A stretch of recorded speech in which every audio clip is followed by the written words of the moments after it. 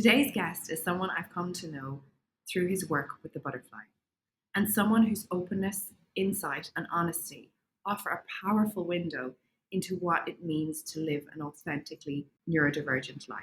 Chris is autistic, and he shares his lived experiences in a way that is grounded, self aware, and deeply human. From childhood speech delays to navigating therapy, school, social life, and work, Chris brings a voice to an often unspoken part of the autistic experience, including the complexity of support needs, the importance of special interests, and the role culture plays in how autism is seen and understood. His story is a reminder that neurodivergence doesn't come in one shape, language, or personality. As Chris says, if you've met one neurodivergent person, you've met one neurodivergent person. Each story is different, and each one matters. I'm honoured to have Chris with me today to talk about his journey, his work with the butterfly, and what real inclusion looks like, not just in services or policies, but in how we listen, relate, and respect neurodivergent voices. Welcome, Chris. Thank you so much for being here today. No problem. Thank you for inviting me. I was thinking of starting at the very beginning of your very early memories. What did you ever feel different, or what was your early childhood like in your experience? All right. So, when it comes to my childhood, very early on, I don't really remember all that much, like before the age of like 6. The main thing I did remember though was that I would be in someone else's house with like a certain book, and then me having to repeat certain things verbally.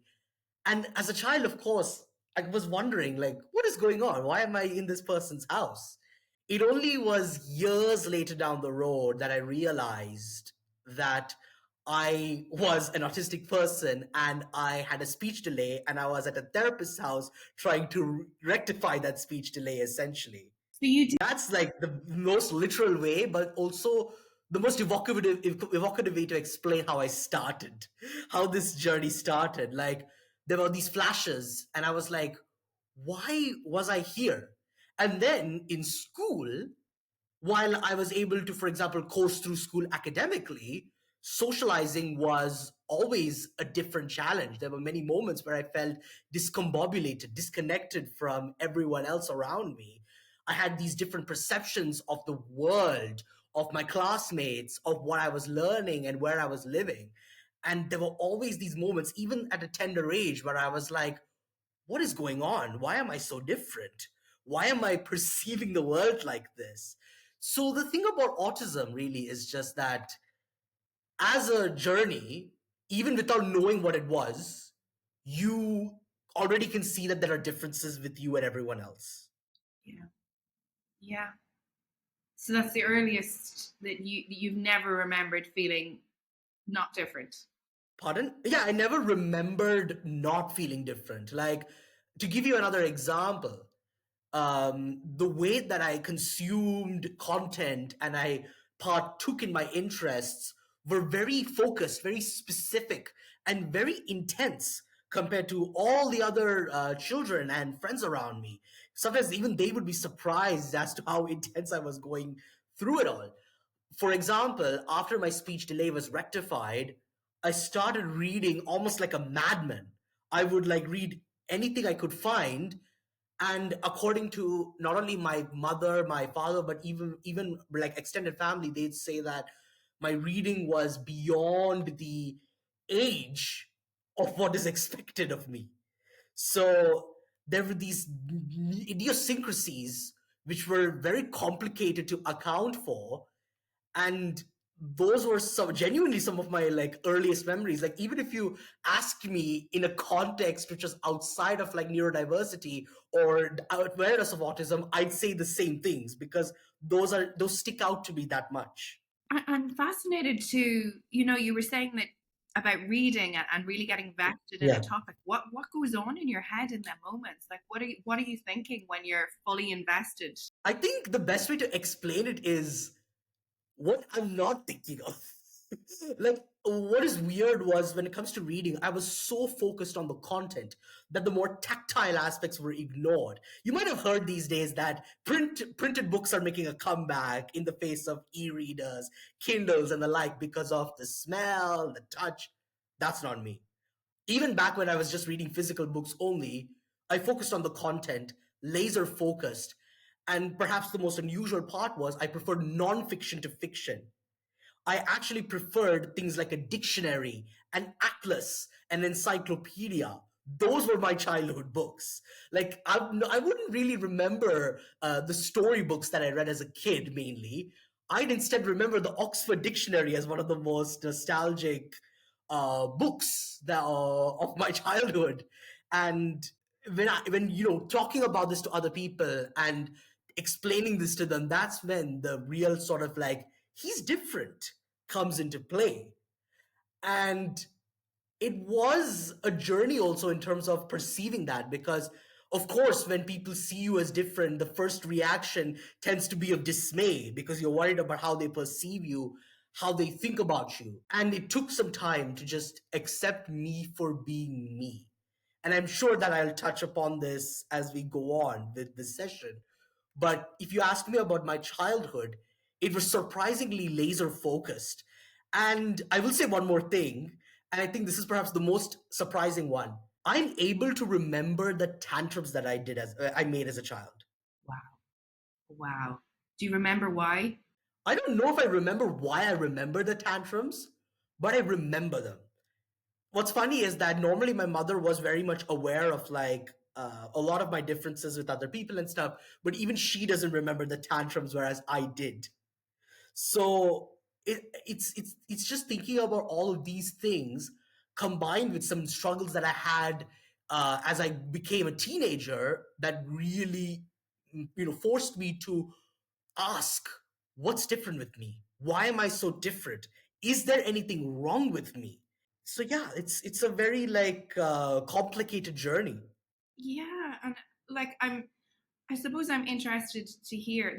There's a few points, but I'm interested to hear that remembering back so vividly on them tantrums. How does that feel for you now, remembering back? I think the first one is cringe. Of course, I mean, like I was a child making a tantrum. How could it not be cringy, right? Like the tantrums generally are not the most rational expressions of thought, so to speak. It's something which you're just like, I want something, but I don't get it. And that's kind of what a tantrum mostly is, especially as a child. But the shock is remembering them at all. Because I bet you that most people don't remember the tantrums they made as a kid, especially to the details that they remember. That I remember, I mean. Yeah, I can relate a little bit there. I'm one for details myself. Um, but when you say that, Chris, like the cringe aspect, I would feel empathy. You were a child in a moment. Okay, a child doesn't understand why they can't have what they want. It's still that feeling's still real. It's still very, very real. And I would always, show empathy and compassion to that part of yourself.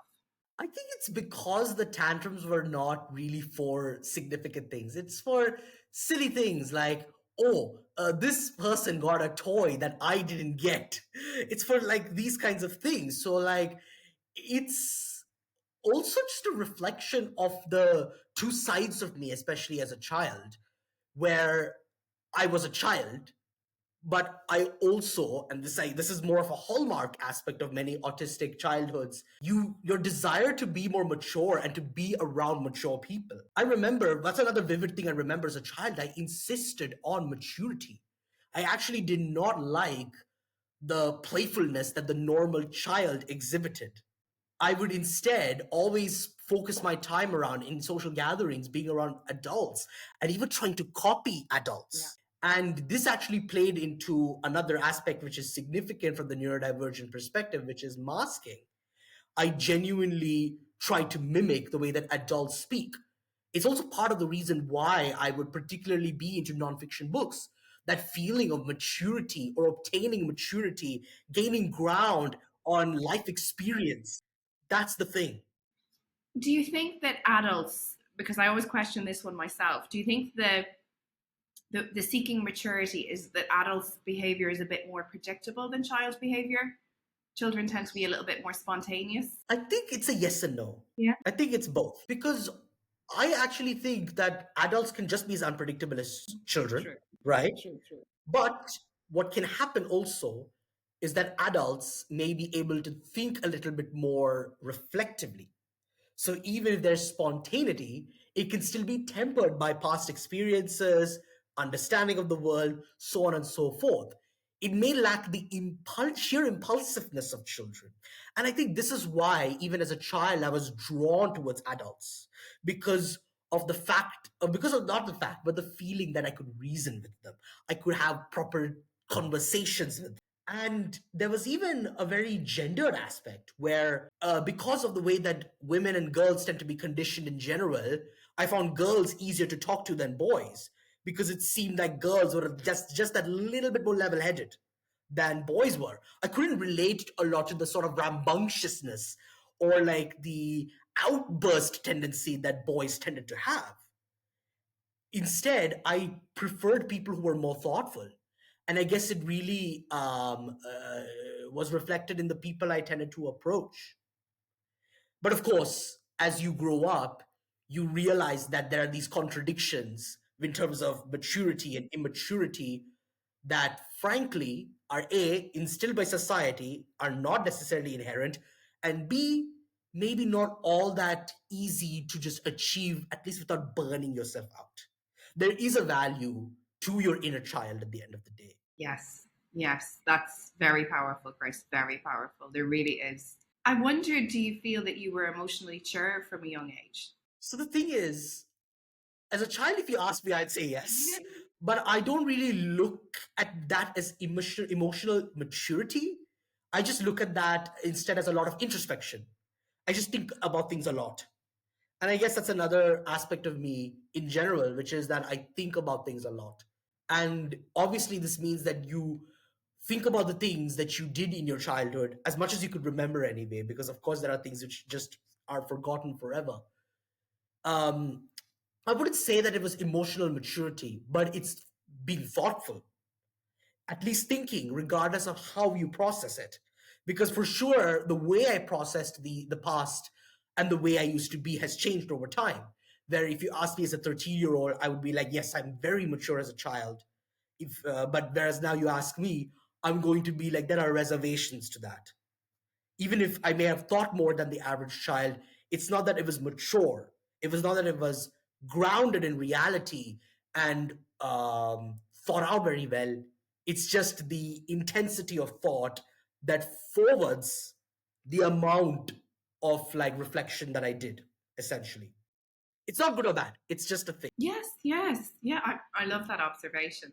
And I'm thinking back of myself, and I know we spoke um Yeah. before, and I'd said that I find it easier to communicate with men.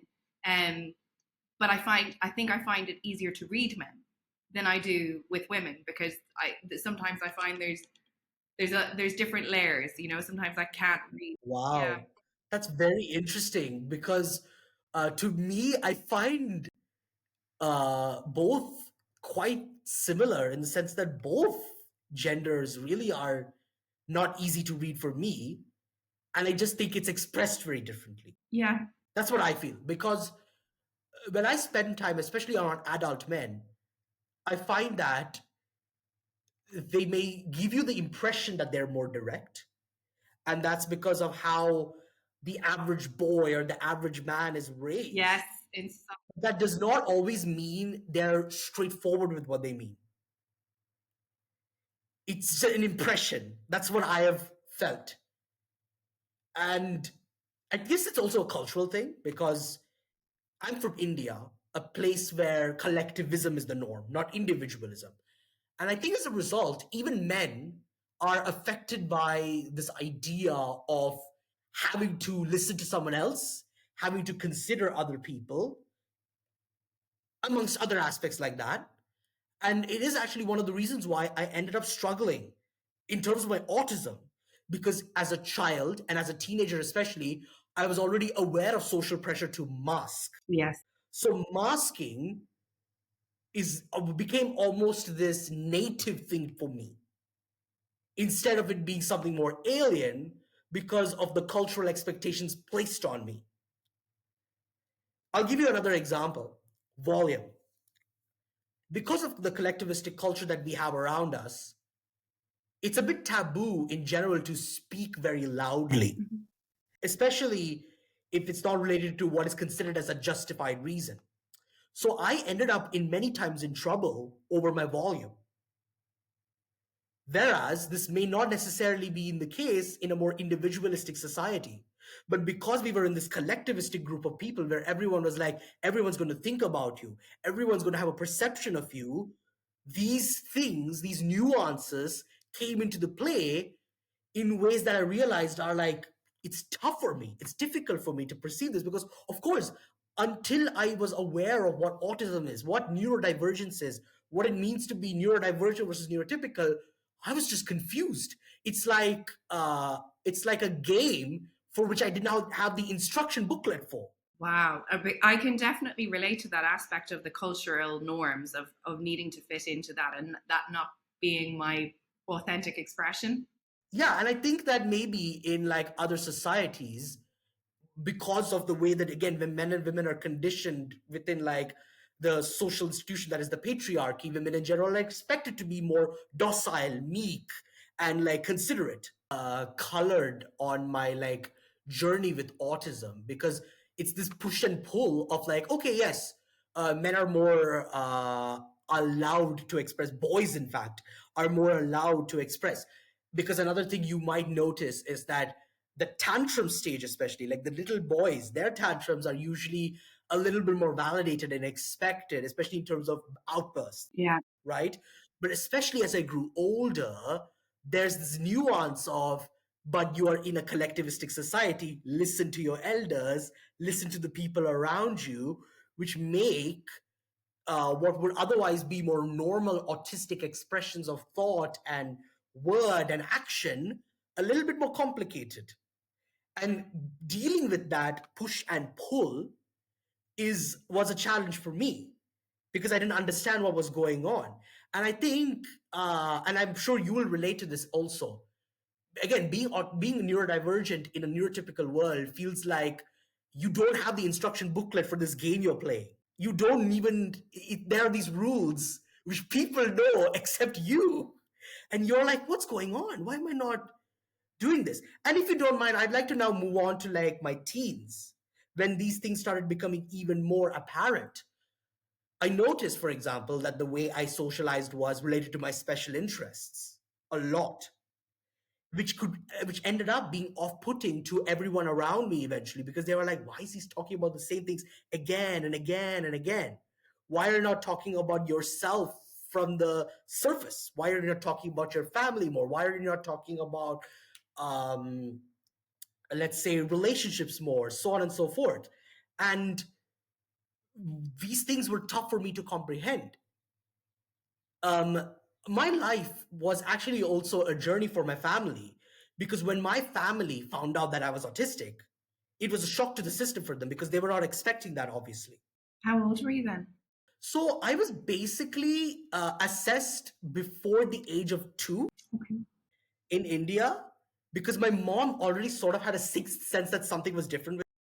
But what ended up happening was that my dad finally got a visa which allowed for uh, him to sponsor our family and live with him.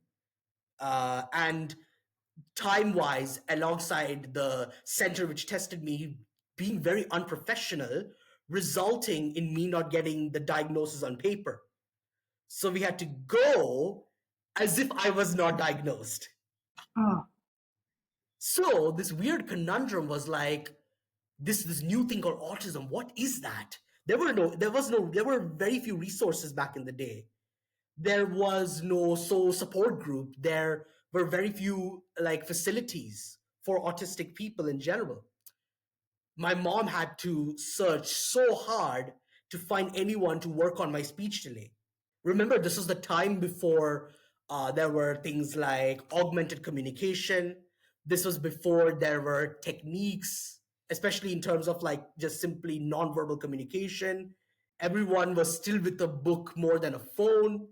So as a result, it was a journey for my parents as well. And if you ask my parents back then how they perceived my autistic behavior, they would ask me to mask a lot. For example, I used to speak a lot to myself, just randomly, about various things. Of course, to many neurotypical people, that's strange, especially the volume at which I did that. So my mom would be like, "Can you please not do that?"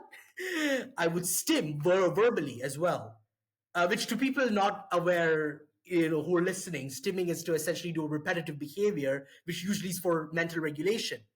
My parents did not know what a stim was back then. They were just like, "This is weird behavior." So that was also a journey for them to be like understanding of who I really am and to kind of grow with me in that regard. So I think that is a very interesting uh, uh, train of thought, really, because not every parent gets on that journey with their autistic child who then matures to become an autistic adult, and to just start from that process of I don't know anything to accepting who they are and appreciating them for who they are. Yeah, yeah. It's. I think thankfully children now are growing up in a time that's a lot more understanding and accepting, and we've a long way to go yet. And it's voices like yours that really, really, really help and that are so important. And voices like yours as well. Don't forget. I won't. Yeah, I mean, like I won't. the more people speak up about it now, the better. I agree. I really do agree. Putting ourselves in that vulnerable situation is important. I Yeah. wanted to ask you around that. So when you said you spoke a lot out loud to yourself, was that you processing the world around you? Yes. Especially when I read about it later on, I was like, wow, so that's why I did that. Yeah. I mean, that's what happens for me internally. um, But for me, it's external, which is why yeah. it's like more noticeable, But essentially. yeah, but it's like, I never remember not like obviously narrating my life, and I never have a time in my life where I remember not being hyper vigilant and trying to read situations. So I never remember like around people feeling fully relaxed and not planning on how I should react next or how I should behave. Um, but yeah, so yeah, I was intrigued. Was that you processing? And then what about stimming? Are you Yes. still stimming now? Of Good, course. Of good, course. good.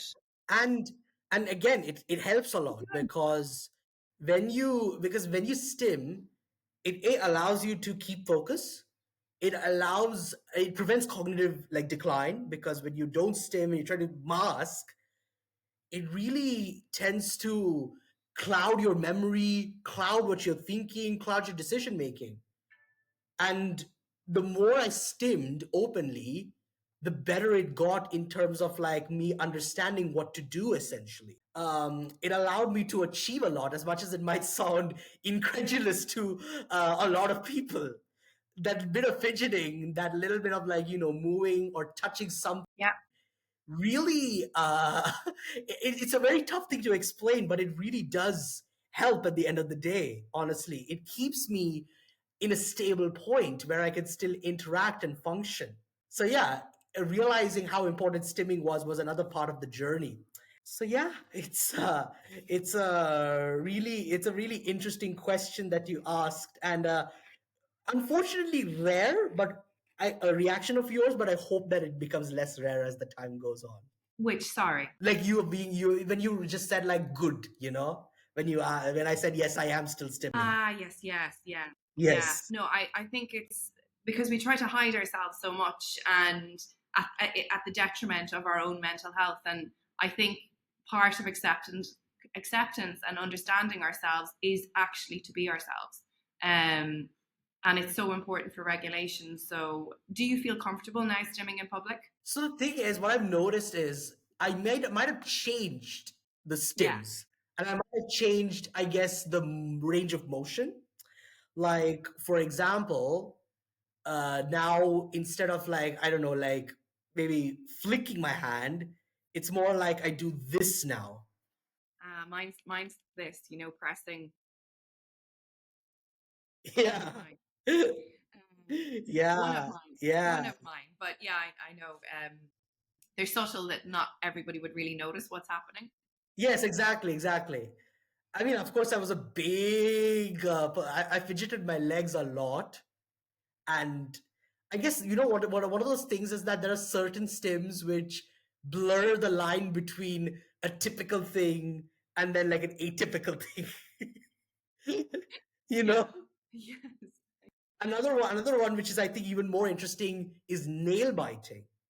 That was that was like a very common stim of mine, but because biting nails is associated with nervousness, sometimes when I was doing that, people would be like, "Are you nervous about something?"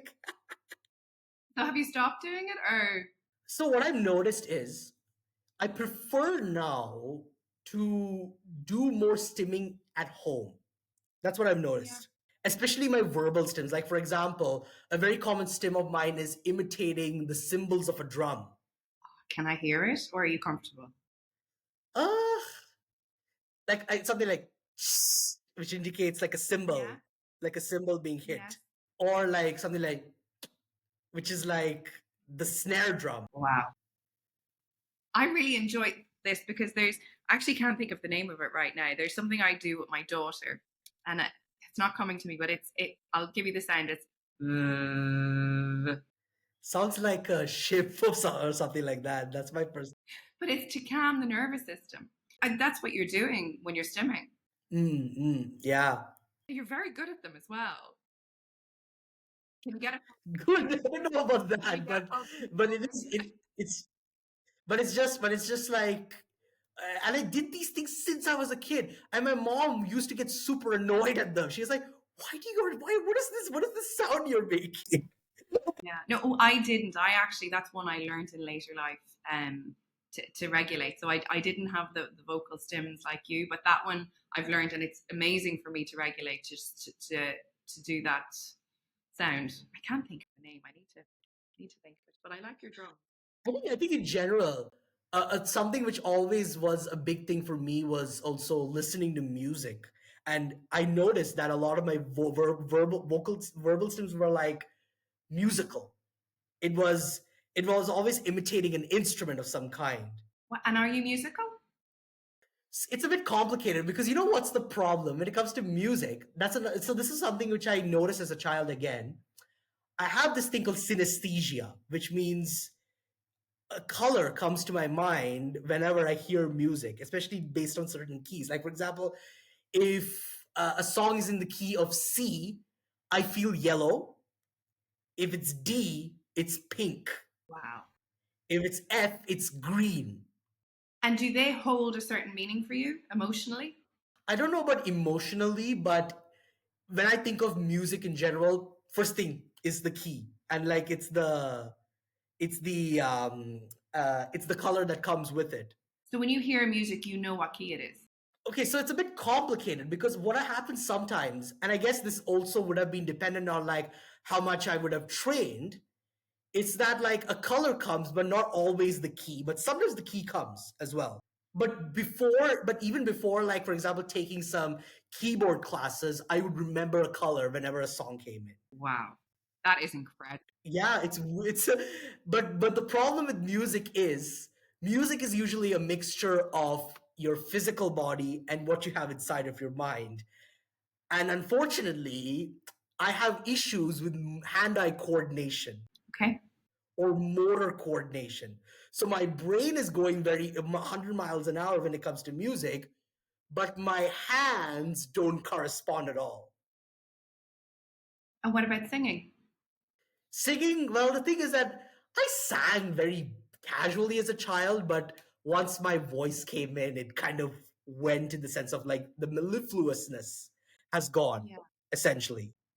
Because the problem of singing is you can be in key, but you have to sound good For who? for like people listening. Well, I do you know I used to never sing in public because I can't hold a key. I really can't. But when I had my daughter, I started singing. Even though I can't, I just sing along because I actually get joy out of it. She does tell me to stop singing often, but No, that's the thing about, like, you can actually notice that there are many musicians, for example, who are great musicians, but if you ask them to sing, they're like no, and that's because especially when performing, your voice needs to sound good, and not everyone has the greatest voice. No, no, I know, So that's the thing. I know. Like, especially in terms of like the timbre, the inflection, the pitch. Like, maybe you have a key in your mind, but you can't hit it. Yes, yeah. Do you get what I mean? So that's what happened with puberty. Once puberty came in, a lot of the keys I could hit as a kid went away. Yeah. It would just start cracking or like flailing. And that kind of resulted in me being disillusioned in terms of like performing music. But I still listen to music a lot. I still stim verbally a lot. So that's kind of like the thing. So yeah. And you know what? Actually, this is a fantastic tie-in into another thing. I wonder if you relate to this. I noticed that I'm a perfectionist to a fault as well. Yeah. I struggle, like, I feel like I only want to do things which I like nail on the head the first time or the second time. Yeah. And this is actually tied into something which is giftedness. So you're And twice exceptional. well, here's the thing. I don't like saying that I'm exceptional, but teachers usually said that I was, especially academic. Yeah, yeah. Like, I tended to require less study time than a lot of other students around me, for example. So what happens, however, when you're gifted is that you're not actually prepared for hard work because it doesn't register in your mind. Because what tends to happen is if you fail at something multiple times, you easily tend to be like, I derive no joy from this, I give up. Yes. And this was becoming a big issue as I grew and as I had to do more things in life, resulting in me feeling so like encumbered by this feeling of failure and disappointment that I struggled with going forward in life. University was very tough for me for that reason. Because coming from just simple academia, studying this textbook for an examination, it turned into more practical coursework. And there were many moments where I was like struggling with it as a result. Because there was this new element. Also, for background, I graduated in a degree of creative writing and journalism. Wow. But when I went into it, the amount of practical work was a shock to the system. Even if I kind of knew that it will be like this, to the internal part of me, I was still shocked. I was like, oh my goodness, I'm not used to this at all. And there were many moments where I would fail and I was like, yeah, I'm not good at this. Yeah, yeah. I understand what you mean. And I obviously, when you were exceptional at everything within school, but also I feel when you grow up neurodivergent, you're constantly like you're exposed to 20,000 more criticisms than a neurotypical person. And I think we have this failure aspect. So we hold ourselves to a standard that's unattainable, and put that pressure on. So if something doesn't come easy, then there is that, we have that really, I don't know, deep feeling of failure and not enough. Would you say that's accurate in how you felt within? Yeah, definitely, definitely. And it also was coupled with and it's instances of bullying, especially around like and carrying that trauma to university and dealing with having to like choose a pathway for university, and these things were when everything came to um, like a boiling point, and that's when the questions started like flooding in. I was asking my parents, is there something that I don't know? Why am I so different? Why am I struggling with these things which seem to be easy for everyone else around me? And that's when the bombshell came in. They told me I was autistic. You didn't know. So that's the thing. I didn't Oh know. my goodness. I want to paint the scene a little bit. In the 2000s, the UAE was, let's just say, significantly at the beginning stage when it came to understanding neurodiversity and especially being inclusive. The UAE has, without any question, made a lot of strides, a lot of steps towards being more inclusive. But I was unfortunately not really able to um, uh, witness the fruits of that. Instead, disability in general and neurodivergence especially was something you had to hide. So when I finished my speech therapy all those years ago, the therapist was like, don't say that you're autistic. Don't say that you're autistic to my parents. Don't say that your child is autistic, because if you tell that to them, you'll not get into a school, period. Yeah. So either it was not be educated or be educated. Yeah. This is like the worst rock and a hard place ever at the time. So we had to make a decision, and the decision was hopefully he'll somehow go through it, because there was no other choice. Yeah. What would we do? So my parents never told me that I was autistic. They never told my sister that I was autistic. And they never told any family members outside of our own immediate family that I was autistic. But our parents do the best with they can with the information they know, you know. They Yeah, exactly. And again, the times were different. Yeah. So my parents were still wrangling with this realization, but they also couldn't be open about it to pretty much anyone. So they didn't. So as I said, they didn't tell me. So I would go throughout school, throughout life, thinking, "Oh, I'm just like the others, just a little different." But at the same time, I was like, "But there are moments where I'm like, I cannot relate to so many people on a fundamental level. Why is that?" Yeah. But I thought it was just me being different. But the difference was not known. And it was only around the ages of 16, when dealing with a lot of personal strife and transitions. That's another thing which was a struggle for me, and it still is a struggle to this day, transitioning in life, that everything came to a boiling point, and I was like, wow, what's going on? And it was a really difficult thing for me to accept at first, because I was like, so I was living a lie all this time. Like, I put on a mask so tightly stuck to me that it almost felt like it was glued to me. I was wrangling with almost two personalities. Yeah. Who I always was and what I showed to the outside world. It's very painful.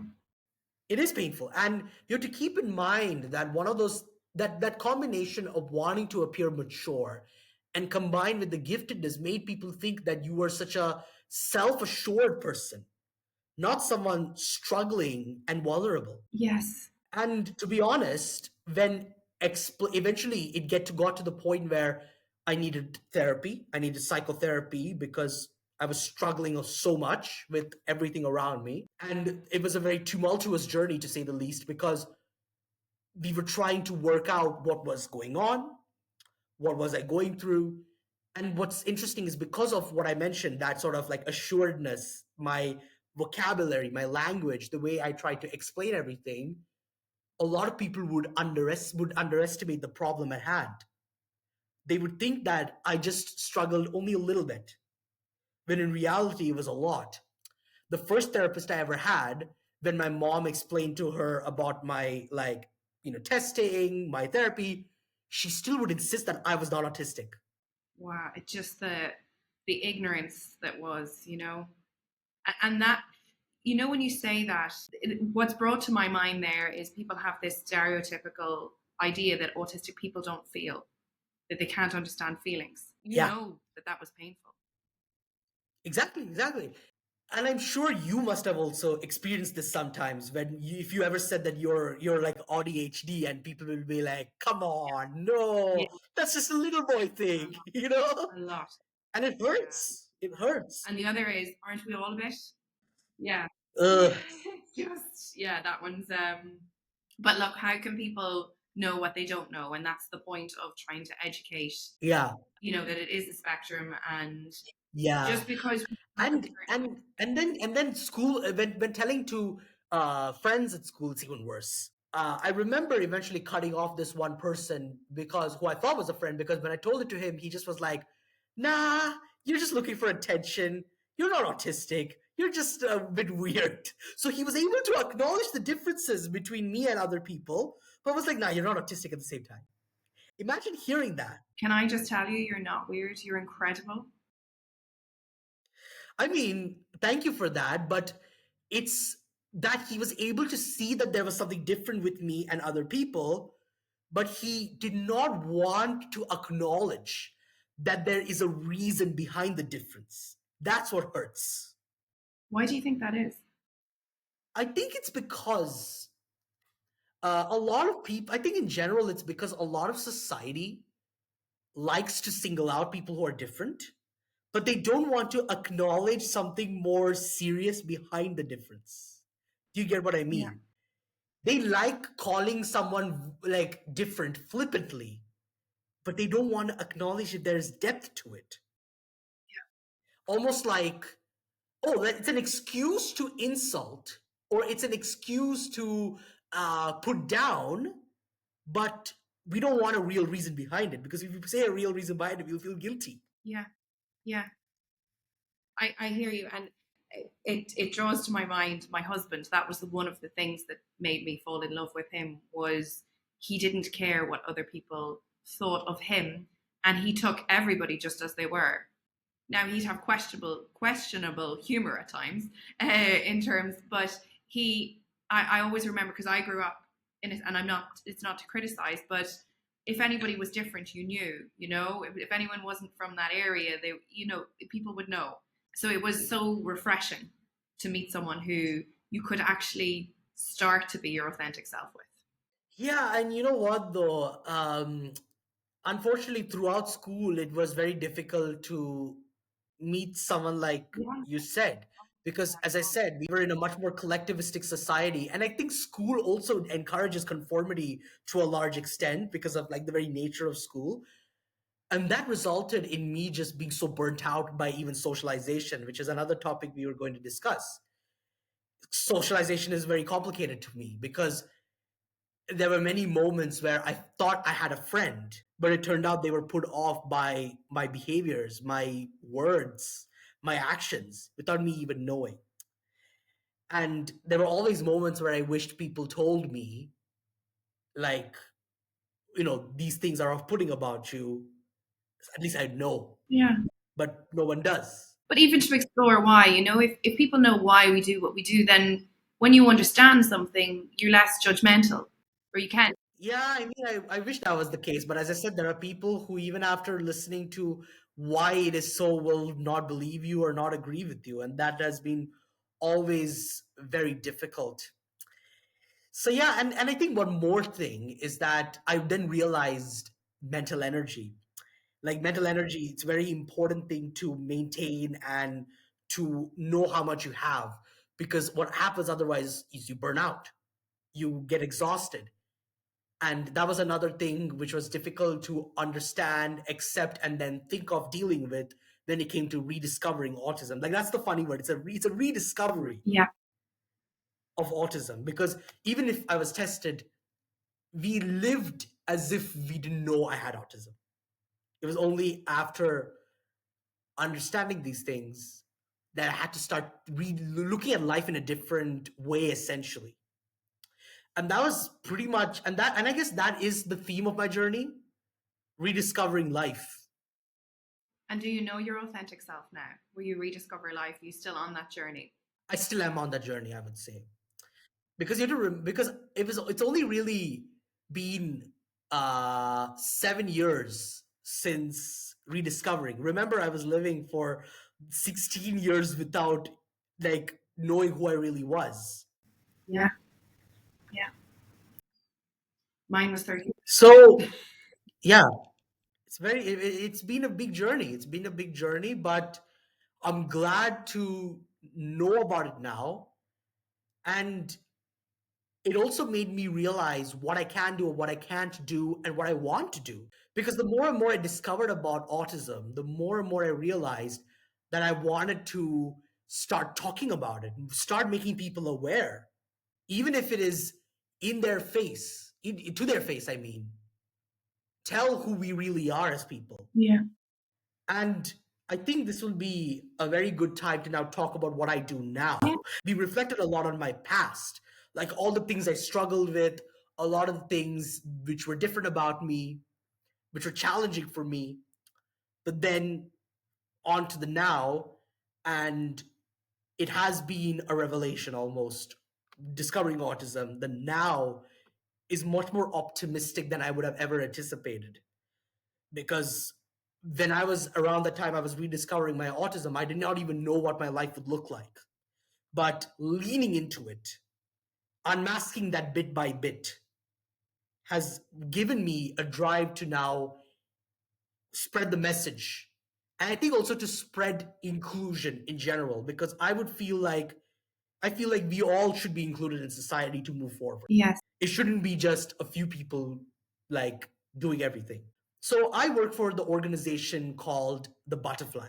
It is a social enterprise which was endorsed by the Authority of Social Contribution, or MAAN, and it basically serves to empower people of determination, the official term for people with disabilities in the UAE, as well as the wider GCC region now, starting off as a family advocacy agency where over 500 families are connected to resources and can support each other.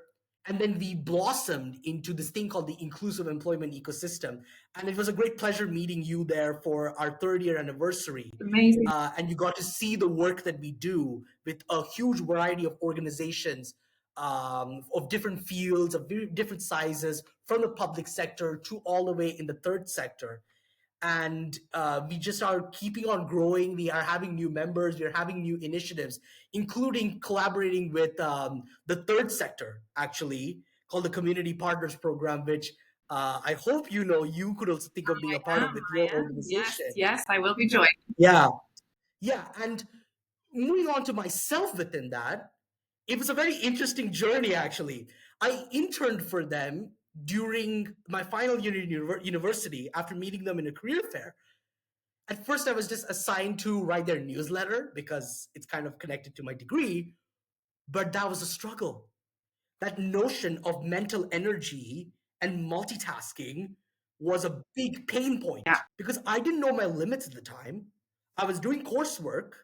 Keep in mind that this was a journalistic degree, so I had to go outside and interview people, and then I had to do this internship as well. So there was quite the nightmare scenario, and I eventually couldn't do any of the work which I needed to do. Now, normally in most scenarios, this would have been the end of the internship. I would have been terminated. But the beauty of working for an organization that genuinely cares about its people and cares for others is that they saw something in me that I didn't see. In an event that I was a part of, inspired by the other employees of that company trying to talk about disability and trying to talk about inclusion and how it has progressed, I started to just talk about my autism and my journey. And it was powerful, to say the least, both for myself and for everyone. It was revelatory because I surprised myself and surprised everyone with the effectiveness of my delivery, the conviction that I held, and the sincerity and the temerity that I provided. And that was a new skill that I realized in me.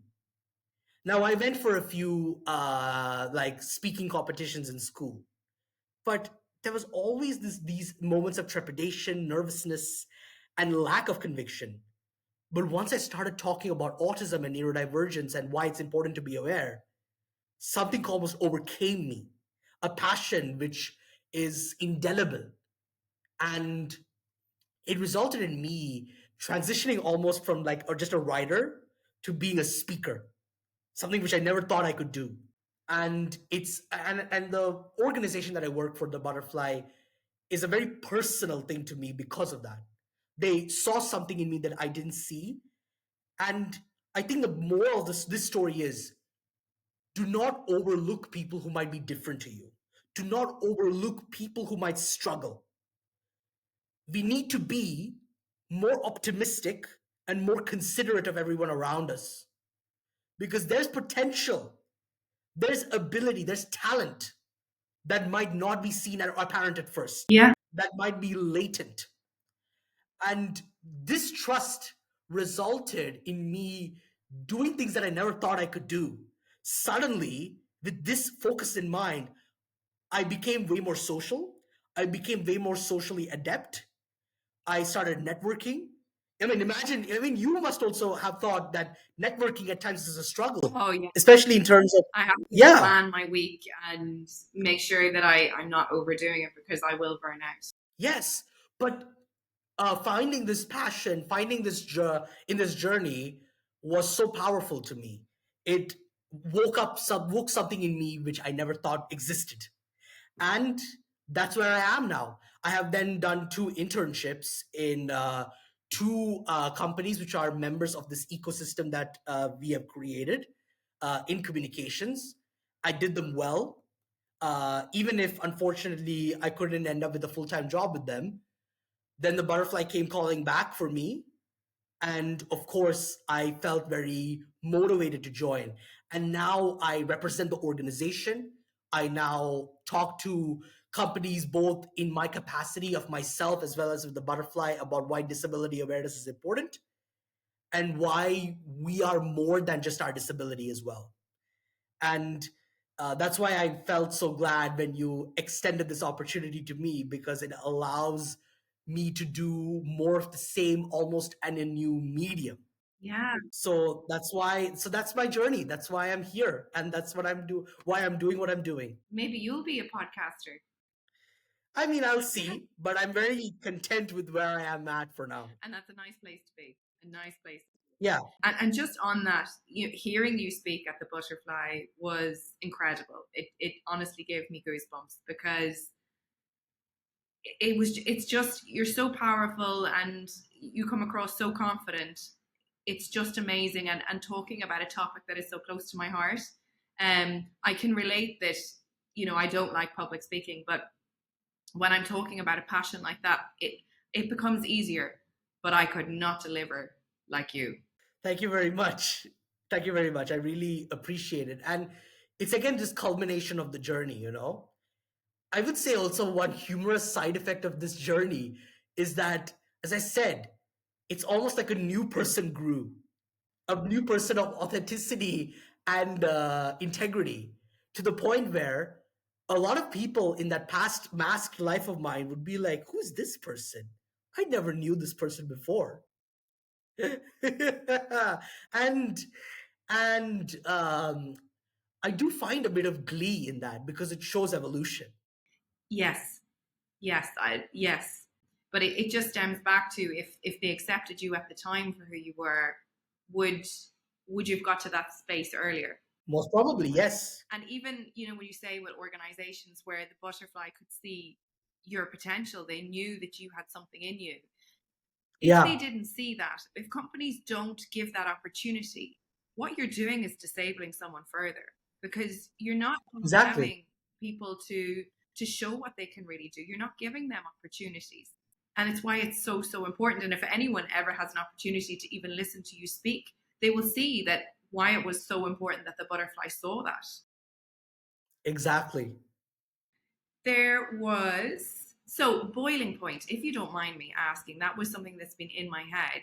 Um, when you said you got to boiling point, what does that look like? Uh, I, that was a very difficult part of my life.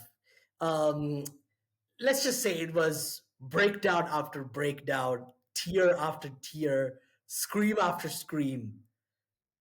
It was a very bad point of my life. And it felt so bad because there were still things to do at the end of the day.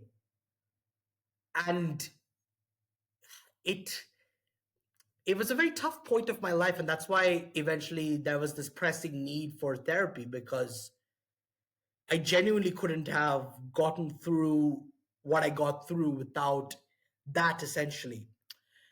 And it was just everything coming together, like socialization becoming harder and harder as I moved to a new school, and the realization that there are so many like layers of socialization that I was not being able to do, dealing with schoolwork, any extracurricular activities, and then also dealing with like bullying of the past, trying to process that. So all these things kind of came to a head, which is why it was boiling point eventually. And how are you now, when you think back to that time of bullying and all you've gone through? Look, I feel like now it's mostly behind me, but there are still moments where, like, if you ask me to think about it, it's tough to think about without feeling like so frustrated at everything. What would you give someone advice who might be going through that right now in their lives? Is there anything you would like to have been able to say to your younger self? I don't really. This is where I say that it's still a journey. I don't think I have reached that stage yet where I have something very constructive to say, because it's still something I'm working through. But I guess the only thing I would wish to say is to try to be as authentic as you can be, because it's better than trying to it's better than trying to be someone you're not. Let's just put it that way. I would see it as giving someone Like, else the power, reclaim your own power. Uh, yeah, reclaim your who you are yeah, as a person. yeah. And that just highlights the effects bullying has. That it is something that just doesn't go away. It's not, it takes a long time, and it really does impact our adult life. And thank you for being It so does. honest about that, Chris. I honestly am so, so grateful. There was just a couple of things that came up, and I didn't want to interrupt the flow, but it is linked All back right, to sure. music. Do you listen to music based on your feeling, or do you just have? Yeah, Yeah, yeah. So it does evoke. it's very specific. It's very specific. It's not like, you know how there are some people who say, oh, well, who you ask, oh, what music do you like? They're like, I like anything. That's not me. That's not me at all. Far from it. I have very specific interests, very specific niches. Um, pardon? That's exactly like my dad. Like, I'm not going to like, if you just play for me, I don't know, the Bee Gees, or if you play for me Beyonce, I'm not going to be like, yeah, I love it. No, not at all. Like, I eventually struggle actually if I keep listening to music I don't like. That's honestly that's my dad. He's very specific As on the music, and if it's anything else, he wants it turned off immediately. What kind of music? Do you mind me asking? I would say, in terms of like music, there are so many genres. There's trance, there's classic rock, there are the blues, jazz fusion. Um, what else? So you like a variety. It just It's a very specific variety, though. yes, yes, yes. No, I understand. I know. I do understand. And what I do love about you is your great sense of humor, and that is another stereotypical perception that people might have of someone who is autistic. I don't know if I ever found my sense of humor to be good or great. If anything, there are many moments where I miss jokes and like, uh, I'm like, what are you talking about? The reason I was going to ask you is because it's something I get if I know we're in the like I take things very literal. My Mm, husband I do that too. my husband's humor is literal, but unless he smiles or laughs or other people around him do, I take it as fact. Um Yes, and so yeah, so I was really intrigued with that one because what people say to me, then I believe it to be true. I get a little bit confused if someone tells me they will do something and then don't. but that's one of the difficulties of socialization as an autistic person, though, because the reality is, when people know that you are like that, like you struggle to understand some jokes, they actually get really turned off by Yeah, that. I know. And that is an unfortunate realization. So you know what happens? What happens is, you see them and they might be cordial to you, but as your personality comes out more and more and more, they just distance themselves from you. And that right there is one of the reasons why, like, from a socialization perspective, it's a struggle for me to this day, because people really don't like it when you don't take things the way that they mean it to be, even if they almost expect you to read their mind. And the thing is, but it does highlight that if you know that you're in a humorous conversation, you're more likely to get it. More likely, but not Not always still. not always. No, I do get that. But if I know, I think especially, and I wonder if you relate to this, but like, it gets tougher when they're joking about you. That's what I feel. yeah, Like, if you are the butt of the joke, it's a bit different to it being a more general joke about something. Yeah, but that's also, Because that's when particularly when you're like, are they insulting me? Are they mocking me? yeah. Oh, it's really important that people hear that. I don't think anybody really likes that, though, likes to be joked about. Some people don't mind it, apparently. I don't know. I don't know if it hits a nerve. Like, I think people might be okay joking about themselves, but maybe not really about. I don't know. That's a good question. Maybe if anyone listening could let us know if they're okay with being joked about.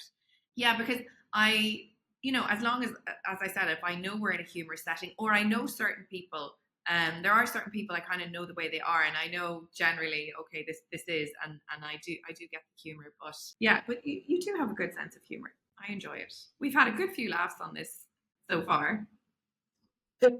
Indeed. But that's because like we connect with each other in the way that like I and a neurotypical person don't. That's kind of the other thing as well, you know? Because I that's the and I guess another thing to anyone listening, do not think that we are unempathetic. No, We are empathetic. me too. If anything, sometimes we are way too empathetic. Thank you. Thank you for sharing that. Yeah, because we do feel deeply. Yeah, a lot of people feel think that we don't feel, which is No. just no, no, no. What would you say empathy feels like for you? Like, I know obviously training as a psychotherapist, I had to learn how to disconnect. And I can when I'm prepared, but maybe if I'm not, so this is why I don't like listening to the news or things like that. It doesn't impact my day in a positive way. But because I know how to disconnect in them situations when I'm prepared, it's easier. But I remember growing up, like feeling very emotional and painful about what someone else was going through. Yeah, and I guess like that's the thing. Like I guess your training has helped you in moments to like disconnect, whereas the unfortunate thing is I struggle with it much more because obviously I'm not trained, but also because again, like deep down, I'm a very sensitive person as well, and that sensitivity has its quirks, and it also has its like challenges. What I've noticed, right, is that especially that's why I guess that's one of the other reasons why I didn't like being around children, and I still don't even like being around children and teenagers that much because I've noticed that they don't like sensitivity.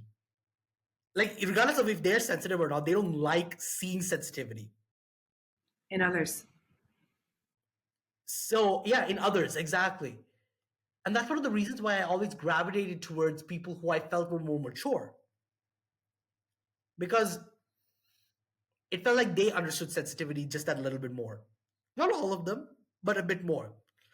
And and I guess well, one of the other reasons, and I sometimes think there are ways to channel that intense empathy, which is why I am with the butterfly, Yeah. Yeah. because it allows me to be a bit more constructive with my empathy.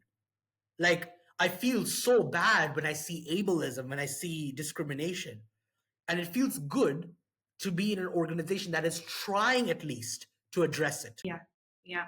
rather than just being a bystander and nothing Yeah. happening. Yeah. Saying it's, oh, that's not on, but doing nothing about it. That yeah, it's really, really important. There was one other aspect that you said, one of Yeah. my favorite words, which mightn't have the nicest meaning, but discombobulated. So, on that note, being someone who likes words, do you have a favorite word?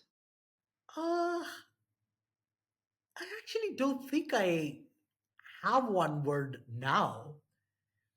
I kind of remember, like, I guess one word I did like a lot, less so now, but especially as a child was the word idiosyncrasy. Yeah, Yeah. Because I guess even as a child, it summed up how I felt about everything. Everything felt idiosyncratic to me. it discombobulated, I guess, was was a big one for me.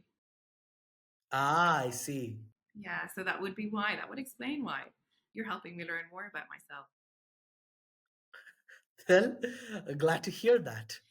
There was what in terms of supports, like let's say for example, right now my noise cancelling headphones, my weighted lap pads or blankets. I always have like little fidget. Is there any therapies or supports that you use regularly? So I am in therapy still, as I said. That helps me. I finally found a very good therapist that helps me ground myself a lot. I also have concurrent anxiety and a disorder called persistent depressive disorder, which means my general like wavelength of like mood is a bit lower than the average. So I do have medication for that. But what's interesting is I've noticed that being myself is the biggest accommodation. Wow. That's the biggest one. I noticed that if I can just be honest about what I'm thinking or what I'm saying, that already is a big support for me. That's incredible. Yeah, I'll give you an example. So yesterday, I was discussing with my line manager about an initiative that was coming from someone who approached me, and I told her point blank, I'm a bit nervous about this. Wow. And you wouldn't have felt comfortable saying that before.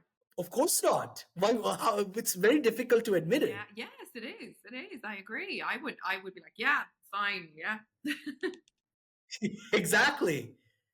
But what happened once I told that, I immediately felt better.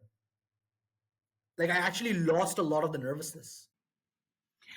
Do you know where that relates? Like when I work with clients, I would have found when they send me like a message maybe to book in, when I meet them, they said they instantly feel better after they send the message. We've Exactly. admitted something. And that, in its sense, is quite therapeutic. It lets it go. And I think that goes back to you when you say, like, public speaking about neurodivergence, that is healing in itself, because by talking, we're accepting ourselves. We're accepting the reality of what we feel, the struggles and strengths that we may have in this world. Absolutely. And I think it's also eventually getting over your anxiety of perception as well. Yeah, yeah, And I think this is something which is interesting because I noticed that even neurotypical people suffer from that. yes, yeah. The society we grow up in. Yeah.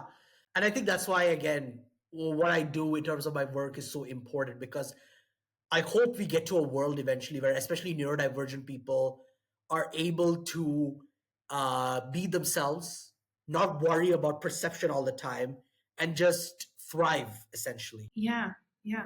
I think you know, when we're people, I guess, when they're less likely to look at others and judge them and look within, because I think when people are judging others, they're not dealing with what they need to deal within themselves. So if we all start working towards working within ourselves, then it's going to be an easier world. I'm not even sure that made sense first. It came out, but Yeah, but I think the main thing is also patience. We all are on our own journeys yeah, in various yeah, things, everybody, whatever it may be. yeah, everybody has their own baggage. Exactly. What would you, is there anything you would say in terms of education, in terms of work opportunities? What do you think in an ideal world they would look like? I think the most ideal thing, and I think this doesn't necessarily only apply to people with determination or neurodivergent people. I think the biggest thing is flexibility. Yeah, That's, I think, the biggest ideal because everyone's different. I cannot say that what's ideal for me is ideal for yeah, you. And the same goes yeah, back to me. I think flexibility is the main thing. Like, um, being able to just say what actually is needed without thinking this is the standard or this is the norm or this is what everyone should do. yeah, That's, I guess, the ideal life. Like some people love traveling. That doesn't mean everyone loves traveling. Some people some people would say that exercise is great for their mental health, but for others it's not. And I think an ideal world would not necessarily have one way of living. It'll have an innumerable number of ways of living. And I think just being aware of that is my ideal for a world. yeah, yeah, Of course, within reason.